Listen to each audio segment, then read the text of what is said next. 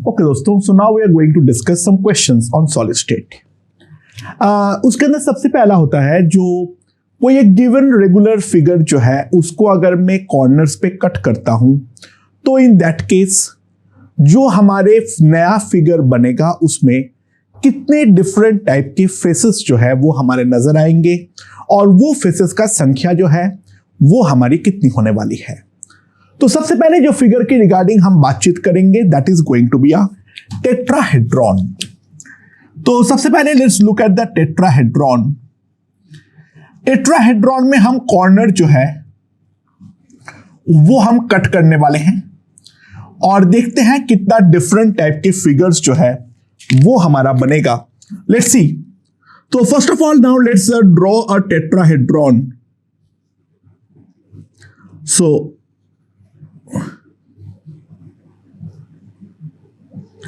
this is going to be a tetrahedron. Every face is basically a triangle right now, as you can see. Every face is basically a triangle. ठीक है? And अब मैं इसके corners जो है वो मैं कट करने वाला हूं। इसके कॉर्नर्स जो है वो मैं कट करने वाला हूं। यहां पर भी एक कॉर्नर पे कट पड़ेगा, यहां पर एक कॉर्नर पे कट पड़ेगा और यहां पर एक कॉर्नर पे कट पड़ेगा। ठीक है? सॉरी। तो जहां पर ये कॉर्नर पे कट पड़ेगा वो कट वाले फिगर को ऑब्जर्व करो। 1 2 3 4 5 ये अभी तक है और यहां पर इसके बाद और एक कॉर्नर, ये वाला कॉर्नर को मैंने मिस किया था। ये वाला कॉर्नर पर भी तो हमारा कट पड़ने वाला है, ये पीछे की तरफ का कॉर्नर। तो ये वाला फेस को अगर मैं ऑब्जर्व करूं तो यहां पर टोटल 1 2 3 4 5 6, यहां पर कोई भी तुम यहां पर फेस ले लो, this is going to be a hexagon. यहां पर तुम्हें जो मिलेगा that is going to be a hexagon. ठीक है? और दूसरा ऑन द अदर हैंड जो हमारा कॉर्नर जहां पर कट पड़ेगा वो कट पड़ता हुआ फिगर हमें क्या नजर आएगा, उस चीज को थोड़ा सा विजुलाइज करो। अगर मैं कोई भी कॉर्नर को कट करूंगा तो वो बेसिकली मेरा 3 फेस को कट करता हुआ जाएगा, 3 फेस को कट करेगा।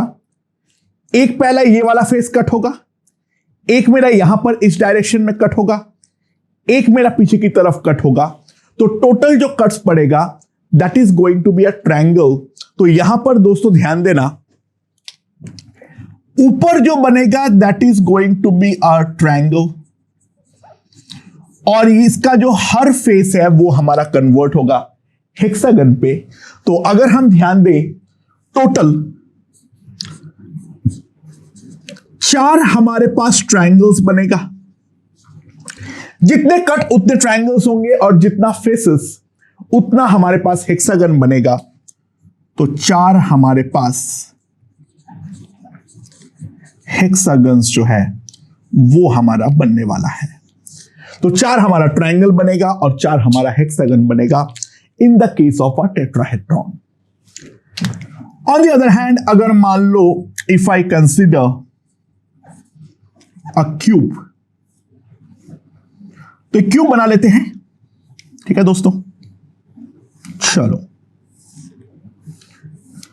क्यूब में अगर हम ध्यान दें तो हम कॉर्नर को कट करने वाले हैं। तो अगर मैं कोई भी कॉर्नर को यहां से कट करता हूं तो बेसिकली मेरा 2 कट पड़ेगा। विजुलाइज करो, एक यहां पर, एक यहां पर और एक पीछे के साइड से। यहां पर कोई भी कॉर्नर पट पे यहां पर मेरा ट्रायंगल बनेगा। So this is 1 cut. ठीक है? ये वाले फेस पे ये वाले कॉर्नर पर भी कट पड़ेगा, ये वाला कॉर्नर पे भी कट पड़ेगा, ये वाला कॉर्नर पे कट पड़ेगा। तो टोटल जो हमारा एंड पॉइंट्स है वो है हमारा 8 और उन 8 पे हम साफ साफ देख सकते हैं this is going to be a triangle. तो 8 कॉर्नर है तो ऐसे 8 ट्रायंगल्स बनेगा।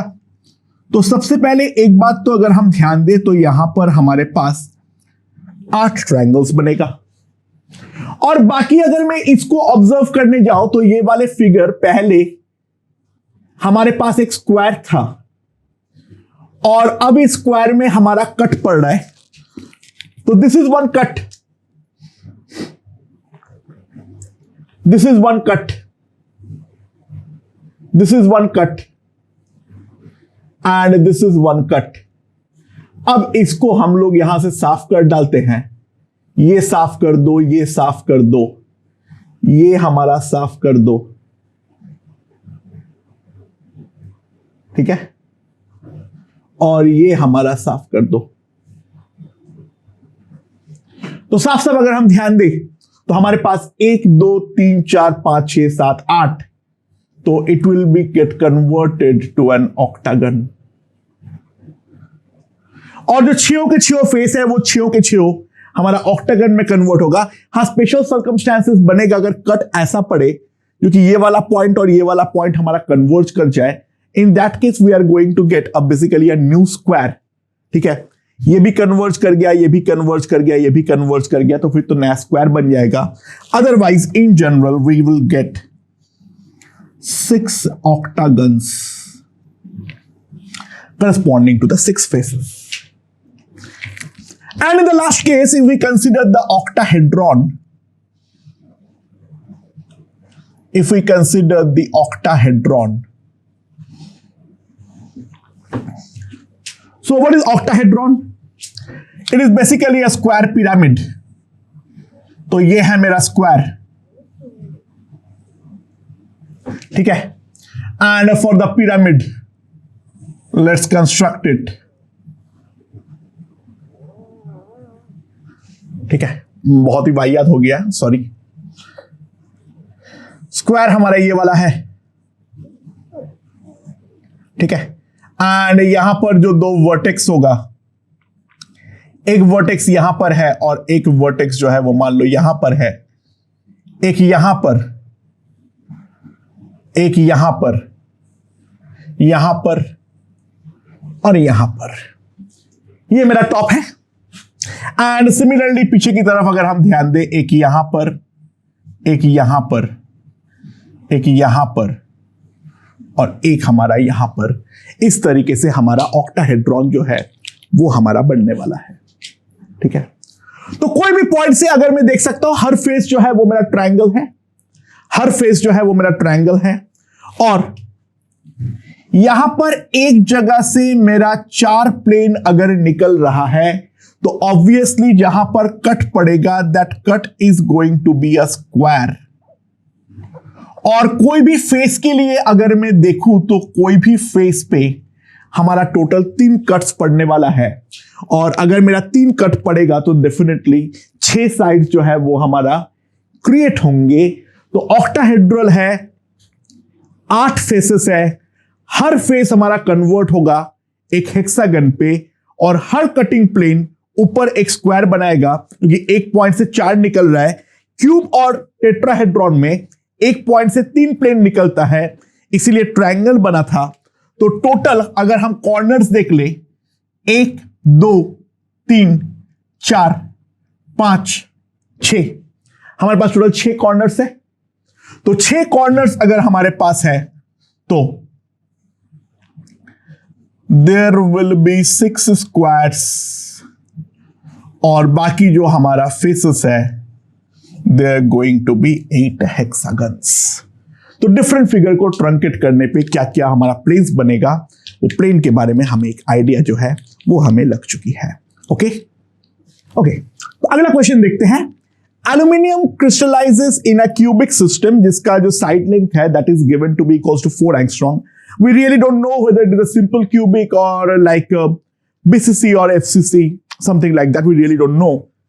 बस हम जानते हैं ये क्यूबिक सिस्टम है जिसका साइड लेंथ है 4 एंगस्ट्रॉम। डेंसिटी जो है वो है मेरा 45/16 gram per cc. Then find the atomic radius of the aluminium. ठीक है, अच्छा चलो एक सिंपल काम करते हैं। बाय द वे जो हमारा atomic weight, atomic mass of aluminium 27 gram per mole that we know. Right. So अगर हम एक चीज ध्यान दें, volume of 1 mole of a unit cell,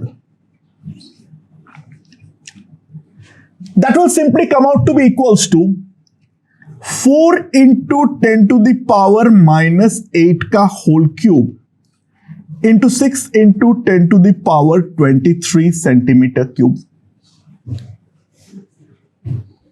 That is going to be the volume of 1 mole of unit cell. So that will simply come out to be equals to 6.4 into 6 centimeter cube. So ये अगर हमारा volume है तो mass of 1 mole of unit cell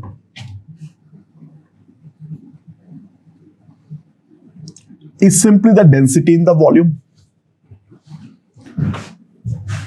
तो मेरे पास जो मास आ जाएगा that is equals to 6.4 into 6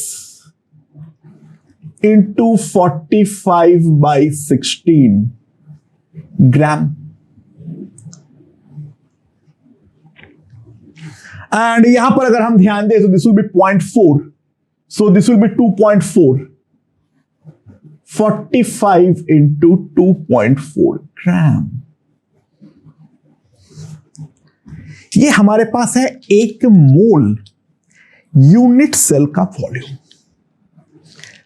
अच्छा मान लो 1 unit cell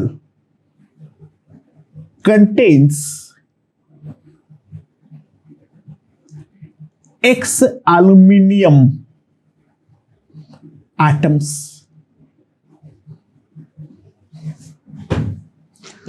So can I say directly one thing?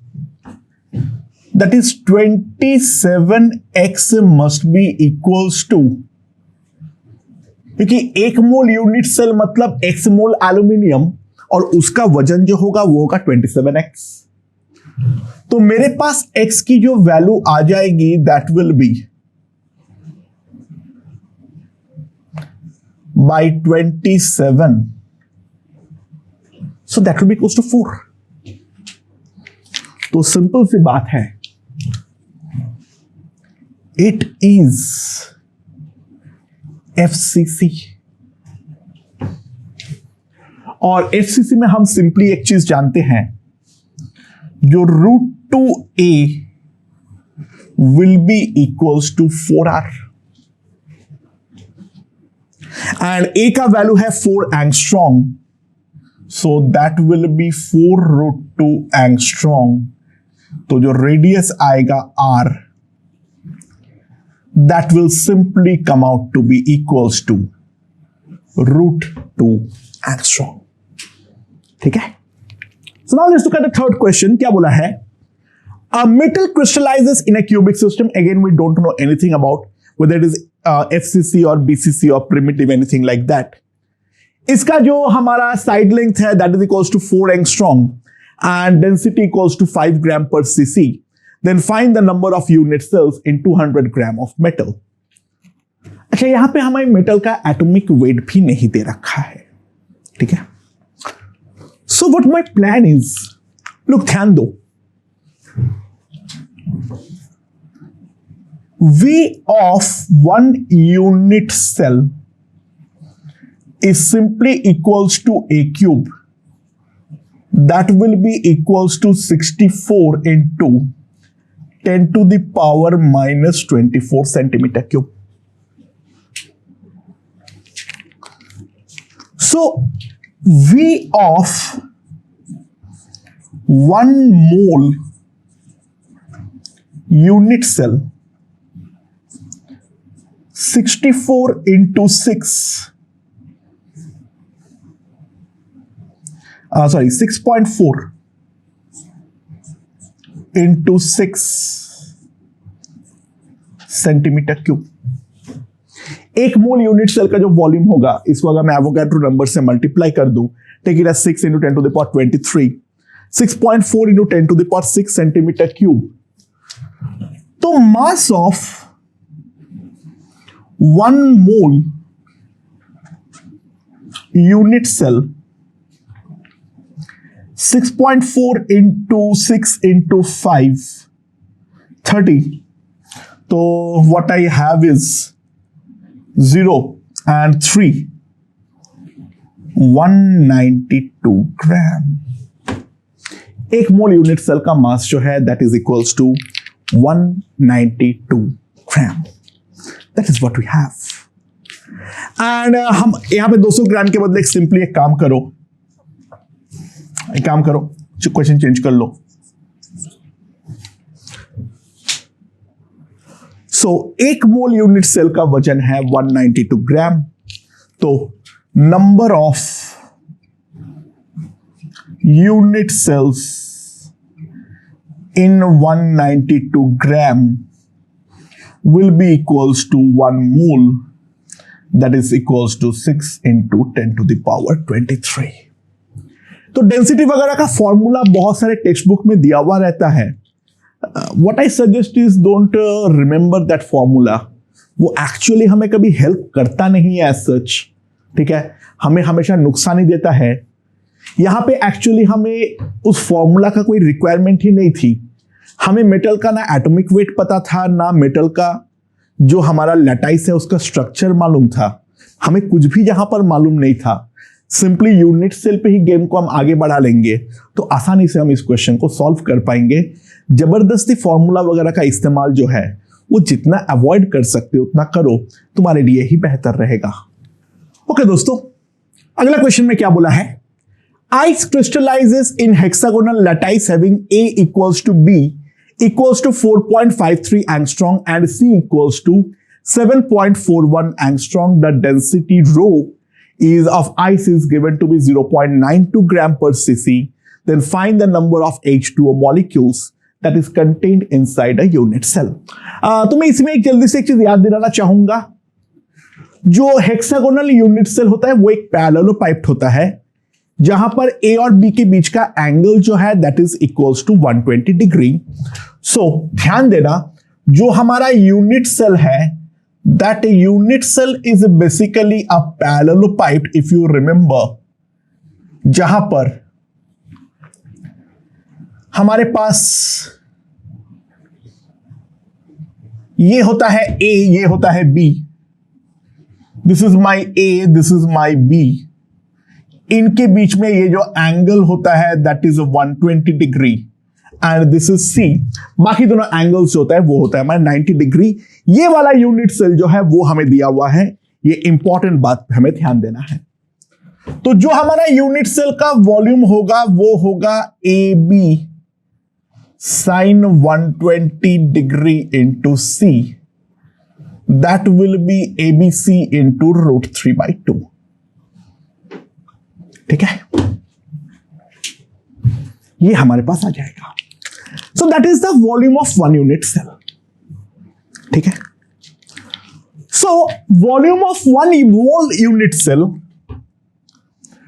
Volume of one mole unit cell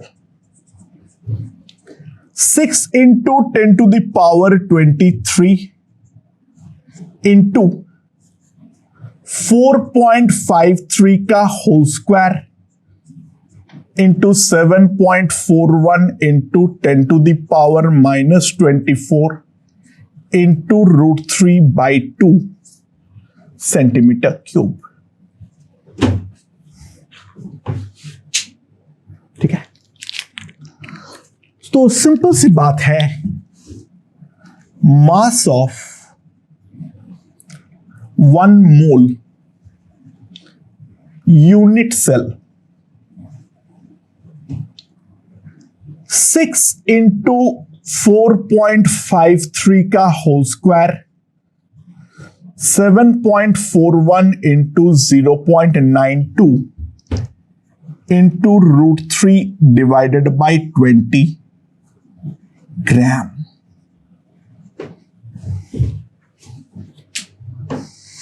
So that will be the mass of 1 mole unit cell।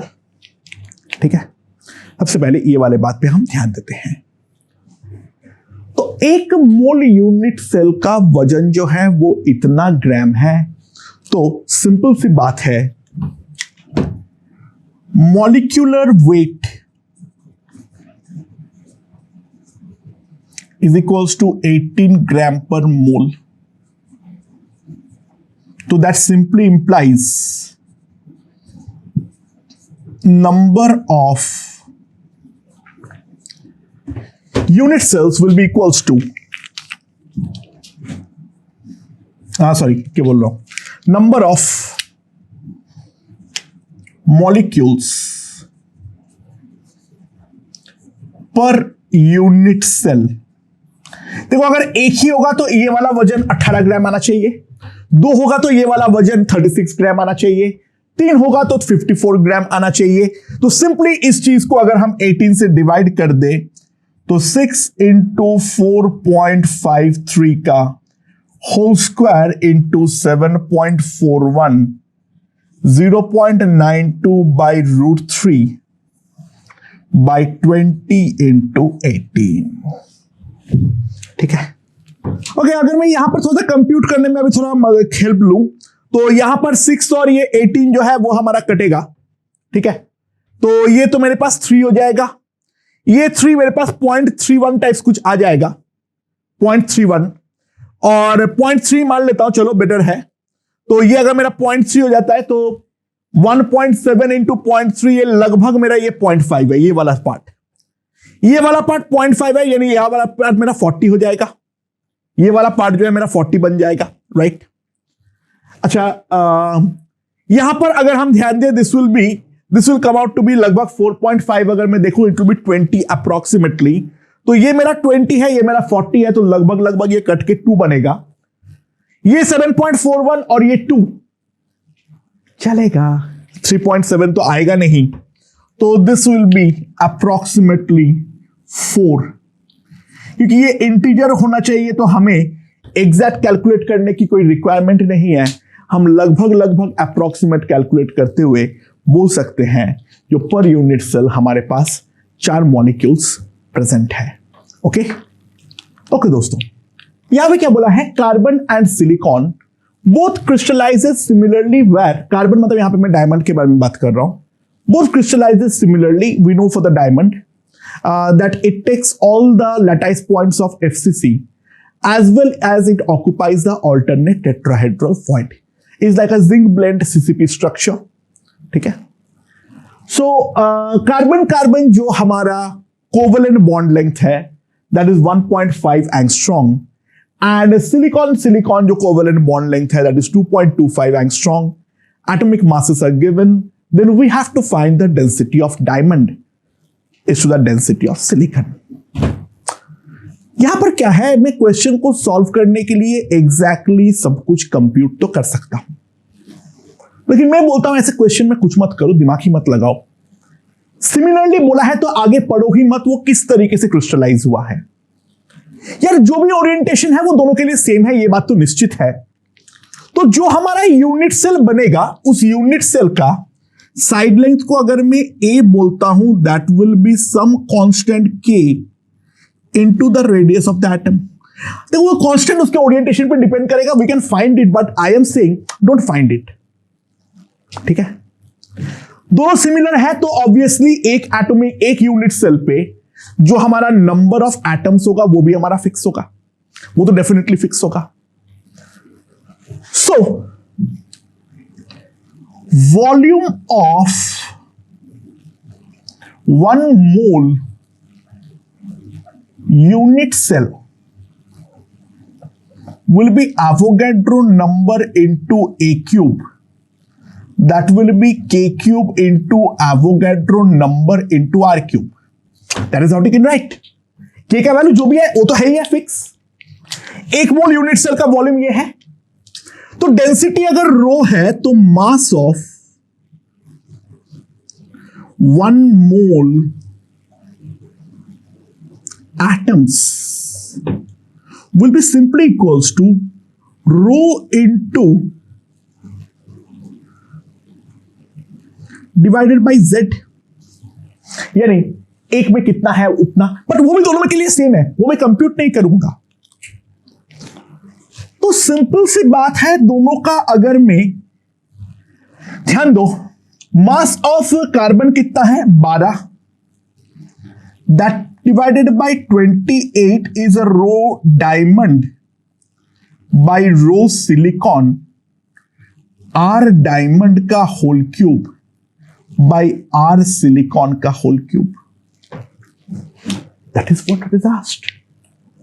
तो फिर दिमाग लगाने की कोई जरूरत नहीं है हमारे पास यहां पे। ये के एवोगाड्रो नंबर जेड चाहे जो भी हो, किस तरीके से सेटअप हुआ है वो फर्क नहीं पड़ता है, ये रेशियो जो है वो तो हमारा वैलिड होगा ही होगा। तो सिंपल सी बात है, rho diamond by rho silicon, if I compute 12 by 28, that will be 2.25 by 1.5 का whole cube. 2.25 by 1.5 is 1.5, so that will be 27 by 8. That is what you can write. And 27 by 8 अगर मैं ध्यान दूं तो ये मेरे पास 2 हो जाएगा और ये मेरे पास हो जाएगा 3. So that will come out to be 81 by 56. And लगभग ये 1.5 जितना आ जाएगा तुम्हारे पास, ठीक है, 1.45. So that is going to be the ratio of the densities. Okay दोस्तों, अगला क्या बोला है, मेरे पास एक एलिमेंट X है जिसका एटॉमिक वेट है 24 ग्राम पर मोल, ये FCC बनाता है, but there are some type of defects in it. तो वो डिफेक्ट हमें कंप्यूट करना है, तो क्या है, उसका जो साइड लेंथ है that is given to be 4 angstrom and rho observed is a 2.4 gram per cc, then we have to find the percentage occupancy. ठीक है, हम लोगों ने वहां पे शॉर्ट की डिफेक्ट के टाइम पे किए हैं, एक फॉर्मूला किए थे, हम वही चीज को करना चाह रहे हैं। तो इसके लिए हम क्या चाहते हैं, जो हम पहले यहां पर आइडियल डेंसिटी जो है वो आइडियल डेंसिटी में निकालना चाहूंगा। ठीक है, सबसे पहले मैं आइडियल डेंसिटी जो है वो निकालना चाहूंगा। अच्छा, what does FCC mean? 1 unit cell 4 atoms. ठीक है, सो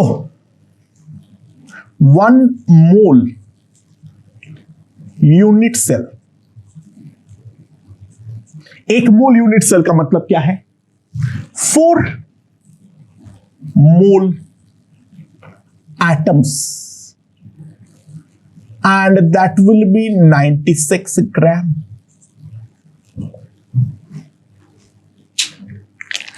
On the other hand, जो हमारा एक मोल यूनिट सेल है, इसका वॉल्यूम जो हमारे पास आएगा that will be 4 into 10 to the power minus 8 का whole cube, 6 into 10 to the power 23 centimetre cube, and if I compute that will be 6.4 into 6 centimeter cube. So ideal density के बारे में अगर हम बात करें,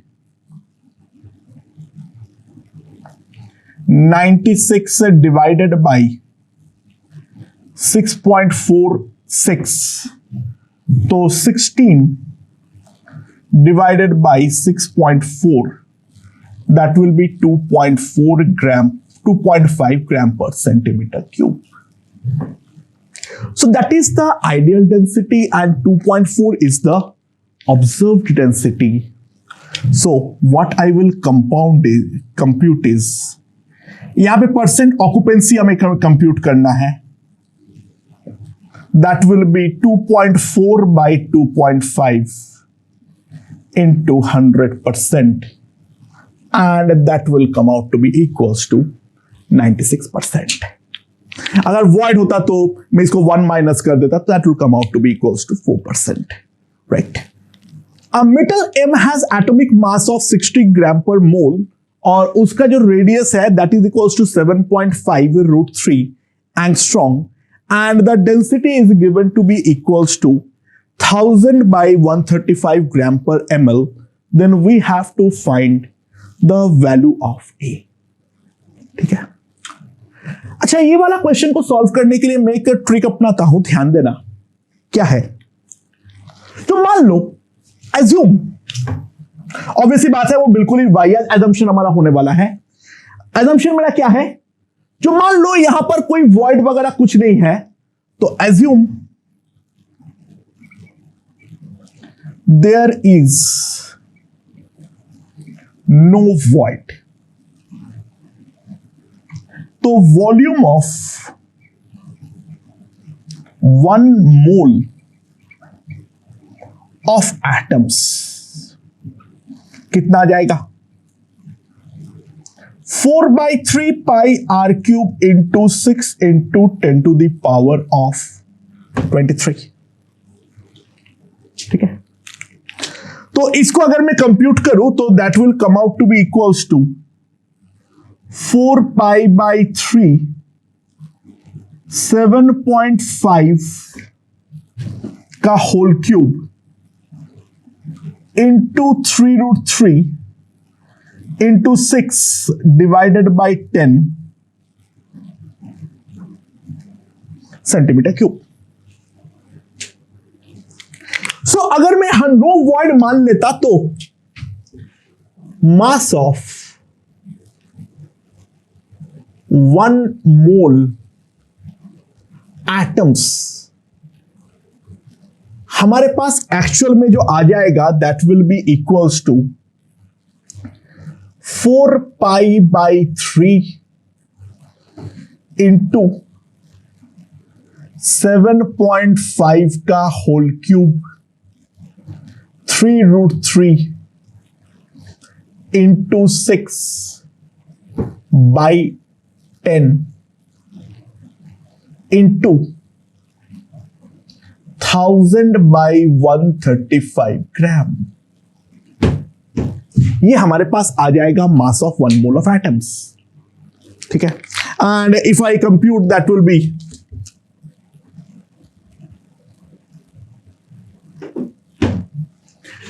यहां पर हमारा 100 हो जाएगा,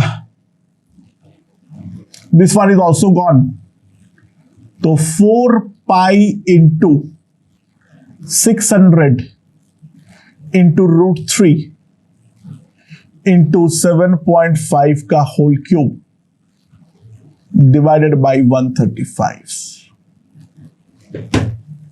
इतना ग्राम।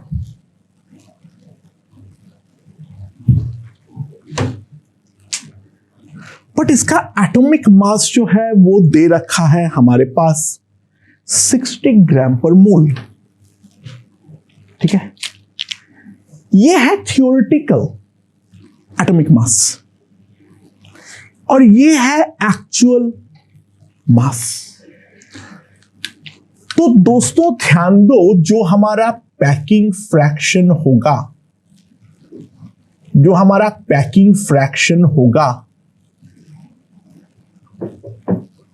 That packing fraction will be equals to जो हमारा ऑब्जर्व्ड एटॉमिक वेट है बाई 4π इंटू 600 इंटू √3 इंटू 7.5 का होल क्यूब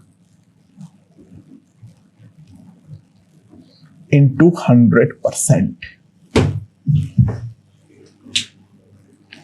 एंड इसको अगर हम कंप्यूट करते हैं तो this approximately comes out to be 68%। तो सिंपल सी बात है, इट इज अ BCC यानी body centred cubic. It is a BCC यानी बॉडी सेंटर्ड क्यूबिक। और क्योंकि ये बीसीसी है तो ऑब्वियस सी बात है जो हमारा √3a होता है that √3a will be equals to 4r. That will be 4 into 7.5 into √3. तो a जो है that simply come out to be equals to, इसको खत्म कर देता हूं, 30 angstrom. A will simply come out to be equals to 30 angstrom. Simply इसको देख लो एक बार, ठीक है।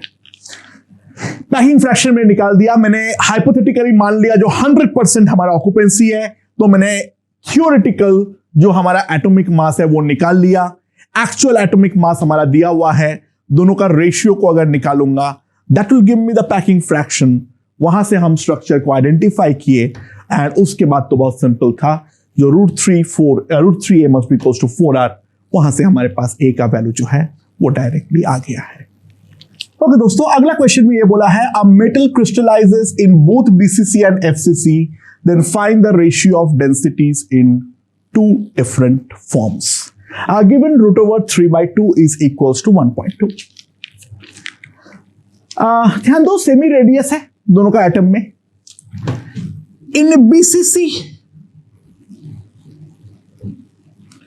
√3a is equals to 4r, तो मेरे पास जो a आ जाएगा that will be equals to 4r/√3, ठीक है। So volume of 1 unit cell will be simply 64r³ और एक यूनिट सेल में जो हमारा एटम्स होते हैं, एक यूनिट सेल में जो है यहां पर हम जानते हैं 2 एटम्स होते हैं, तो that will be equals to equivalent to 2 into mass of 1 atom. तो जो बीसीसी का डेंसिटी आएगा that will be 2m 64r³ into 3√3। Similarly, in FCC, √2a is equals to 4r, तो a is equals to 2√2r। तो simply मैं बोल सकता हूं volume of 1 unit cell that will be equals to simply 16√2r³। और एक unit cell मतलब यहां पर जो है वो हम जानते हैं मेरे पास 4 एटम्स है, that will B 4 into m। तो √2 जो हमारे पास आएगा that will B 4m by 16√2r³। तो मेरे पास सिंपली जो आ जाएगा दैट इज ρ1/ρ2, तो ρ2 तो ज्यादा होगा ही होगा, ρ2/ρ1, mm गॉन, तो 4/16√2 64/6√3, that is what we are going to get. तो मेरे पास जो आ जाएगा दैट विल बी सिंपली, यहां पर अगर हम ध्यान दें, सो दैट इज 4, ठीक है, तो 16/6 √6। √6 में अगर मैं कॉमन ले लेता हूं, √6 में अगर मैं कॉमन ले लेता हूं 2, 3/2 आएगा, and that will come out to be equals to 6/12 into 1.2, that is what we are going to get, ठीक है। तो मेरे पास कितना आ जाएगा यहां पर, so this will be equals to, this is 14.4, ठीक है, 1 divided by 10/9 is what we are going to get। 10/9, that is what we are going to get. So that is the ratio of density of the two forms. तुम बोलोगे sir दोनों का packing fraction को divide करूंगा तो आ जाएगा, but exam में गलत पड़ जाएगा. क्यों सर? ये वैल्यू दी हुई है 68 और 74 जो मैं रटवाता हूं वो अप्रोक्सीमेट वैल्यूज होती है. जेई मेन में अगर 2 डेसिमल तक लिखने बोले और तुमने डायरेक्टली वो लिख दिया, देखो ऑब्वियसली डेंसिटी का रेशियो जो आएगा पैकिंग फ्रैक्शन का ही रेशियो आएगा. सबसे पहले ये बात को रियलाइज कर लो. आंसर जो है वो अप्रोक्सीमेटली 74/68 ही है. 74/68 अगर मैं करूंगा तो लगभग 1.1 ही आएगा. ये भी लगभग 1.1 ही है, राइट. पर जहां पे 2 डेसिमल तक लिखना है तुम्हें आंसर लिखना पड़ेगा 1.11 और वो 1.11 तुम्हारा नहीं आने वाला है. सो डेफिनेटली गड़बड़ पड़ जाएगी. जहां पे ये वैल्यू दिया हुआ देखो √3/2 जो है वो है नहीं ना यार 1.2. √1.44 इज 1.2. इन्होंने काफी ज्यादा अप्रोक्सीमेट किया है और जानबूझ के ये वैल्यू दिया हुआ है जो बच्चा वो करके आए 74/68 और आंसर वो लिख के आए और फिर तुम वहां पे -1 खाओगे. खैर -1 तो नहीं होगा इंटीजर टाइप में. ट्राई टू रियलाइज ये वैल्यू यहां पे अगर दिया हुआ है तो पैकिंग फ्रैक्शन को डिवाइड मत करना. वैल्यू नहीं दिया हुआ होता सिंपली 74/68 आंसर लिख के आ जाओ, मामला चिल है. वैल्यू दी हुई है नहीं कर सकते हैं, हमें बेसिक से पूरा डिराइव करके फिर हम लिखेंगे 10/9. ओके दोस्तों अगला क्वेश्चन देखते हैं. An element X crystallizes in simple cubic structure. उसका एटॉमिक वेट दे रखा है 125 gram per mole. The diameter of the largest atom which can be placed without disturbing is 366 picometer, then we have to find the density of X. तो what will be the scenario? ये मेरा body diagonal है, यहां पर void के अंदर एक चीज मैंने डाल दिया हूं और यहां पर अगर हम ध्यान दें दिस इज ऑल्सो RX,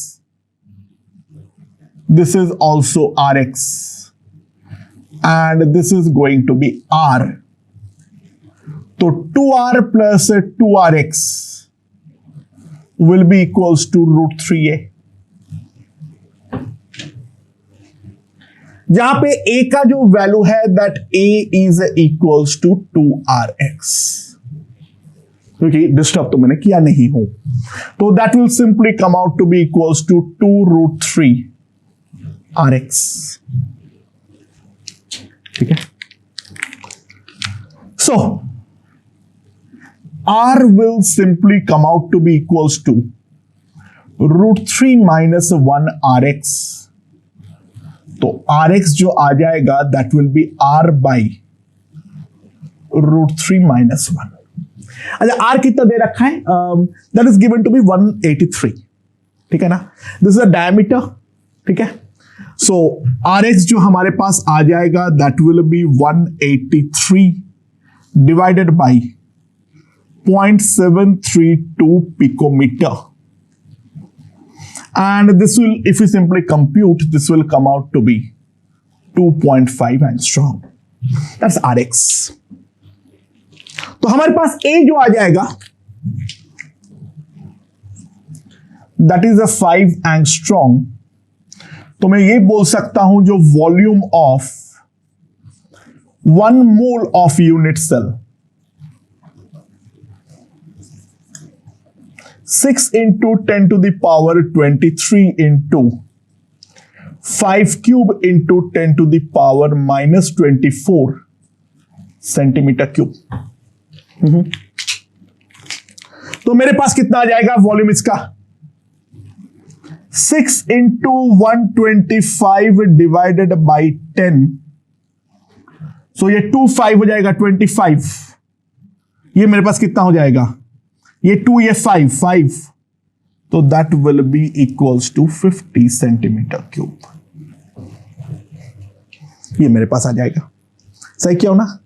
नहीं सॉरी, ये 3 है ये 5 है, 75 centimetre cube. That is the volume. ये 1 मोल यूनिट सेल का वॉल्यूम है और क्योंकि सिंपल क्यूबिक स्ट्रक्चर है तो ऑब्वियस सी बात है 1 unit cell is simply equals to 1 atom. तो 1 मोल एटम का भी जो वॉल्यूम है वो हमारा पास आ गया है 75 सेंटीमीटर क्यूब. तो डेंसिटी रो जो हमारे पास आएगा दैट विल बी सिंपली 125/75 ग्राम पर सेंटीमीटर क्यूब, दैट इज 5/3 ग्राम पर सेंटीमीटर क्यूब। ओके ओके दोस्तों, अगला क्वेश्चन देखते हैं। बोला है एक सॉलिड है AB जो NaCl स्ट्रक्चर में हमारा क्रिस्टलाइज होता है। A का रेडियस है 60 पिकोमीटर और B का जो हमारा रेडियस है दैट इज 100 पिकोमीटर। दोनों का हमारा एटॉमिक मास जो है वो हमें दे रखा है, तो हमें डेंसिटी इन ग्राम पर सेंटीमीटर क्यूब जो है वो हमें निकालना है। अच्छा, ये NaCl स्ट्रक्चर वो दिया हुआ है, तो B minus forms FCC and A plus takes all octahedral voids। और दूसरी बात हम ये भी जानते हैं, जो H सेंटर पे जो है वहां पे हमारा ऑक्टाहेड्रल वॉइड लाई करता है, तो हम एक चीज तो डायरेक्टली जानते हैं, जो हमारा A/2 होता है that will be simply R plus R minus, that will be 160 picometer। तो हमारे पास A जो आएगा that will be 3.2 angstrom, that will be 3.2 into 10 to the power -8 centimeter cube।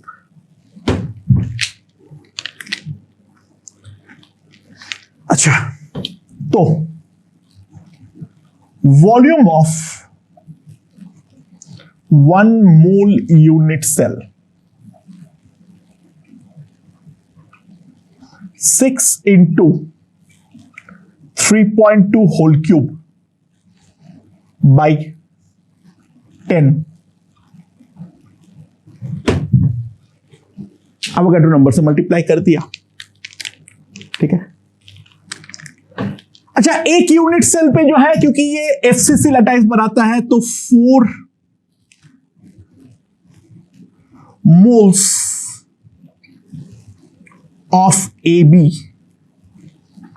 and that will be equals to 4 into 320 gram,